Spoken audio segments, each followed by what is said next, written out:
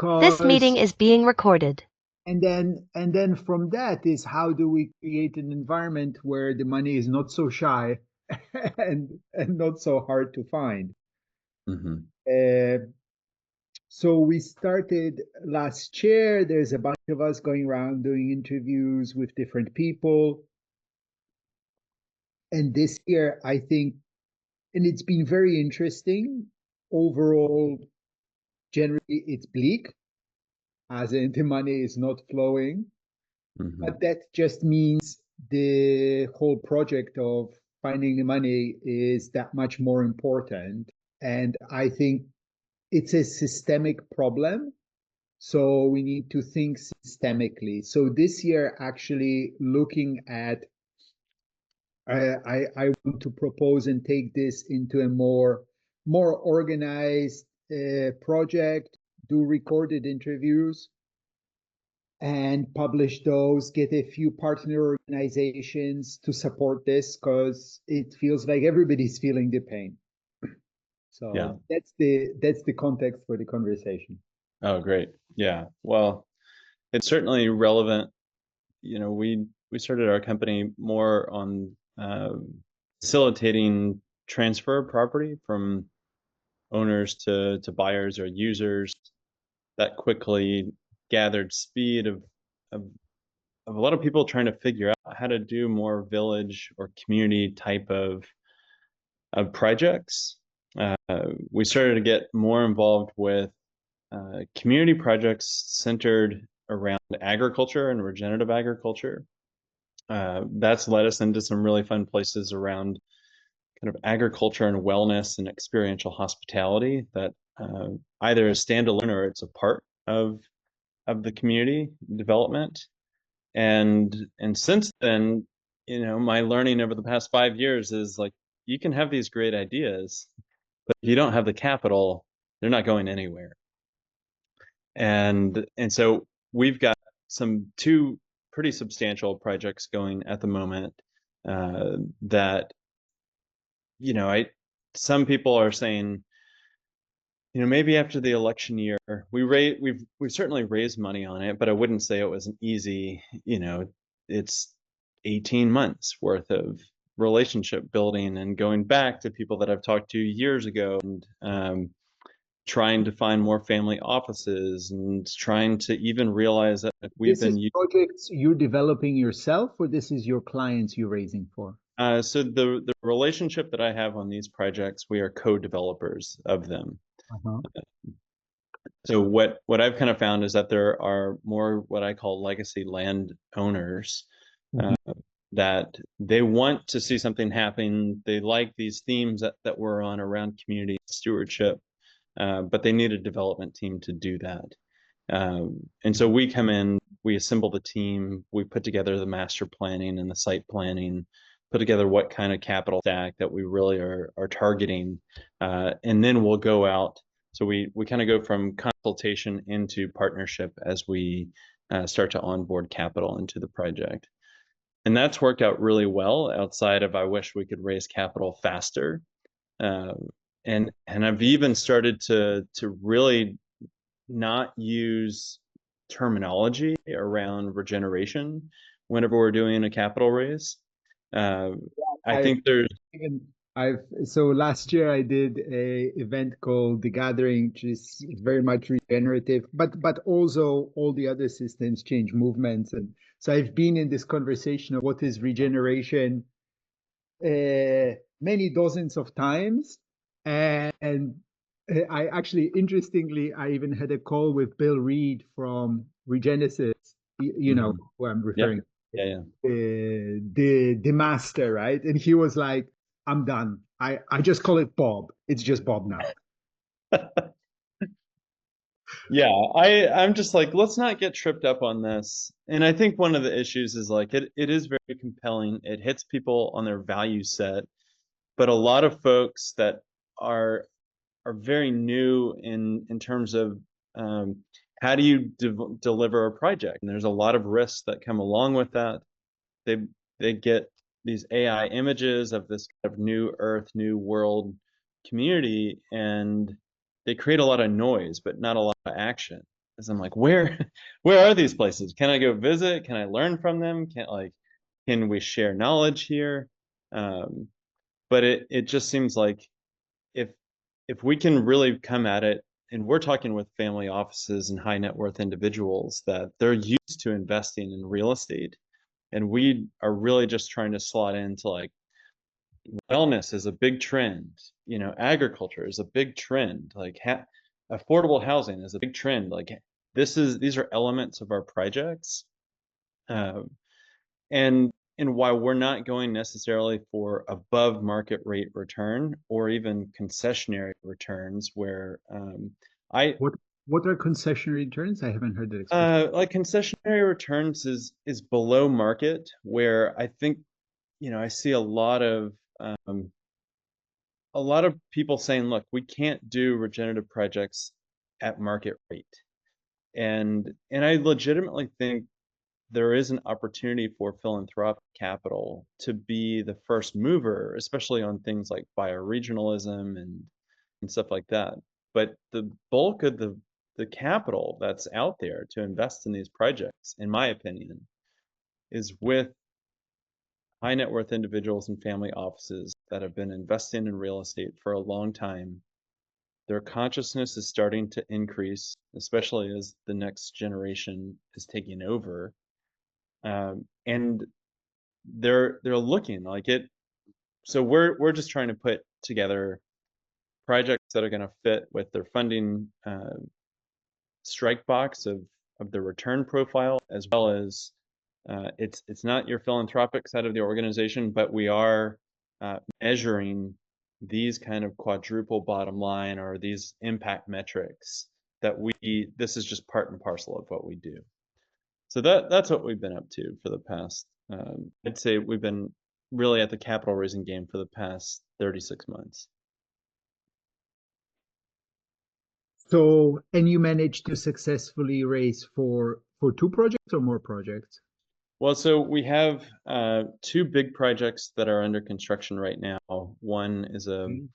575 home mixed use village uh, in Oregon, which is in the Pacific Northwest. And then another is a village center with a regenerative agriculture farm. And then that's tied in with a farm to table and kind of sea to table boutique hotel and a seaweed farm and kind of really cool stuff. And Uh, what is that? what's that? That's What's in Washington State. Uh, what size is it? it's called one is on Lummi Island, the other one is in Point Roberts, Washington, No, in but Washington the County. first one you said was 575 homes, and the second Right. one was? It's a village center, and that will have 116 homes and 50,000 square feet of commercial.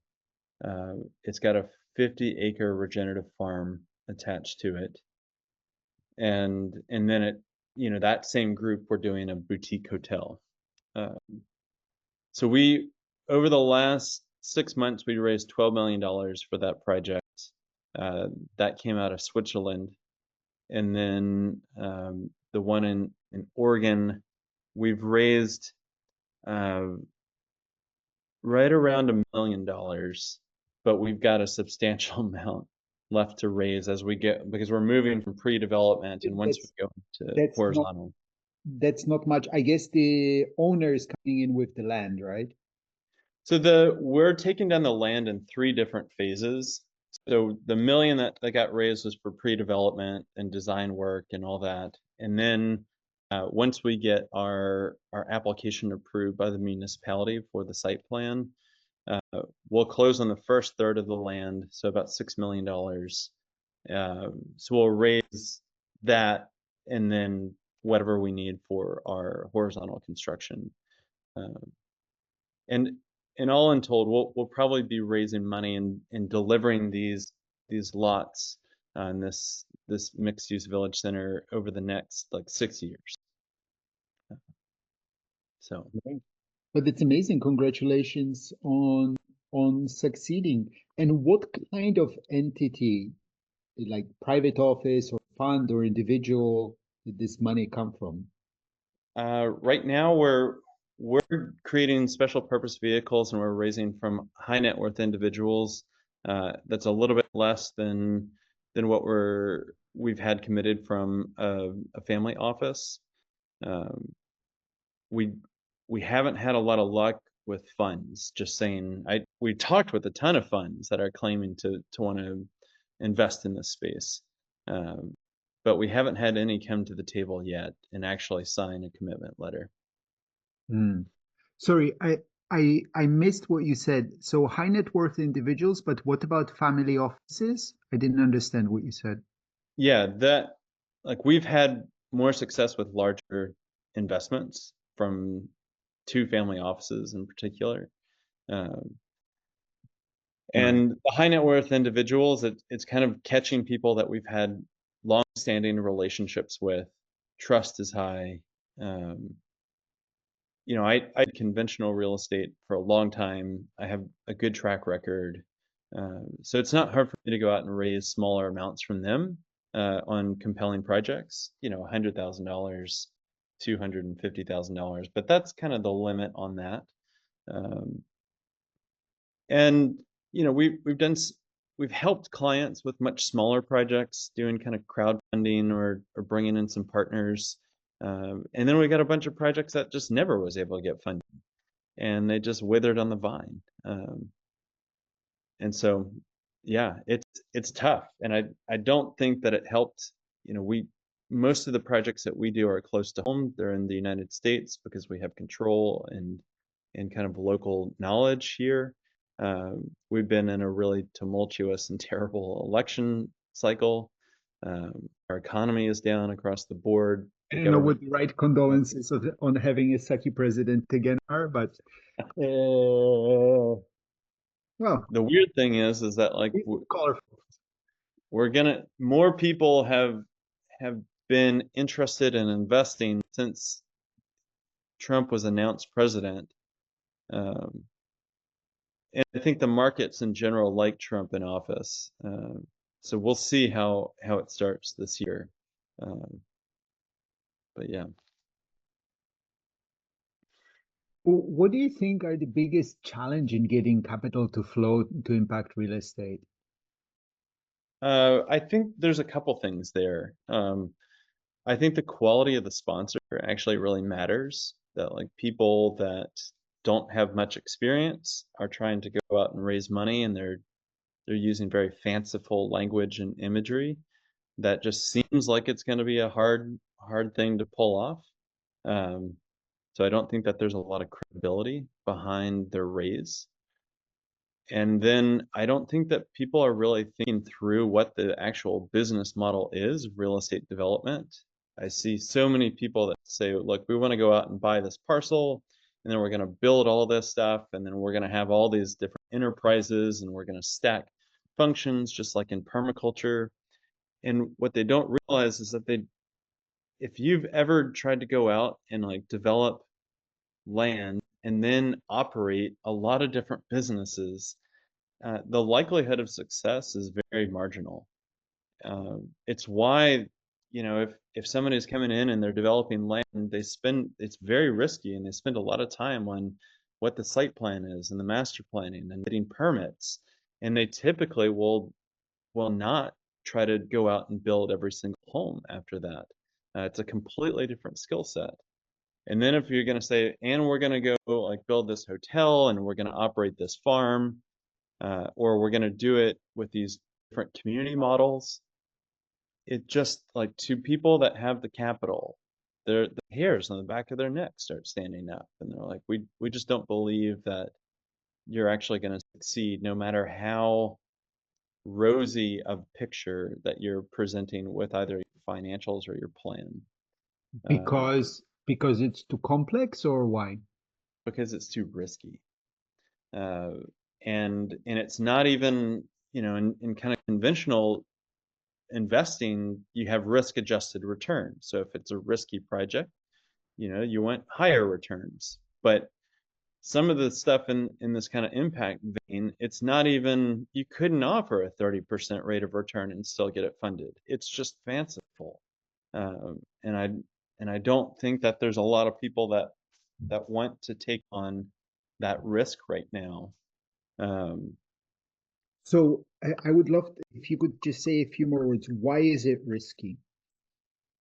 uh, because of the likelihood of success. That that is what I hear and what I'm echoing to you right now is like So people really like of success on any individual business or all of the businesses altogether? of trying to do too much. Too much, yeah. So it's the complexity of doing too many things. Yeah. And I think if you had the track record and the team that you've assembled through collaborations and partnerships, that they're, if it's look, we're going to be building these homes, we're going to be building this farm, we're going to be building this hotel, and each of these different players are operators that have experience. They are putting in capital themselves. Like you start to really de-risk the project. But whenever you just try to stack functions on top of each other and not really show up with the operation side of things, or say the development team is gonna be the operators as well. I think that's really where the experience money is saying, we don't believe it because we haven't seen it, and we actually have experience to know that if if you try to take on 5 different business models, it's not gonna go very well. Right. Uh, yeah, that's great. Uh, and in terms of the language, we talked a bit about how regenerative is not working. I'm playing with this idea of impact real estate. So, off the top of your head, what comes to your mind when you hear impact real estate? Yeah, I think it's good. I was a fellow of an impact investing cohort. We got exposed to a lot of different impact investors. The big thing for me that came out of that is like if you're gonna say impact real estate, I think it hits a growing investor demographic. All they want to really see though is that you have thought through how you're going to measure the impact that you're purporting. And And so that should help to guide people rather than be like, I'm gonna stay away from that." I think it's great to be really clear with, like, if you're gonna say you're gonna be impactful in this area, then okay, it doesn't have to necessarily be quantitative. You don't have to measure, the decimal places of carbon captured, but you do really have to say, like, back up your claim of how it's gonna be impactful. That's great. Or else just don't say it, you know? Just say we're doing a master plan community project. Um, or then if you're gonna go to an impact investor, you actually say, "Look, this is an impact project, and this is what we're really focusing on with these metrics that we're concerned about." Um, and some of these investors, like, they really do have hot button issues that are really looking at. Like, if we're going to say we're doing impact real estate in the United States, particularly in coastal areas, and we don't have affordable housing as part of that, we're going to get looked over. Uh, so it's kind of knowing like what's the right issues to really be going after for these projects, and who are the investors, and what do they care about. So for what that's worth, I think impact real estate is great. And if we talk about regeneration at all, I just call it life-giving. What's life-giving here? Um, and it doesn't have to be more complicated than that if they don't want it to be. Like the people that actually do get intrigued to know, like, how do we co-evolve mutualism and everything that the fanciful language can help to expose around mental models and frameworks like that. Those are few and far between of people that actually want to go down that rabbit hole. Amazing. Thank you.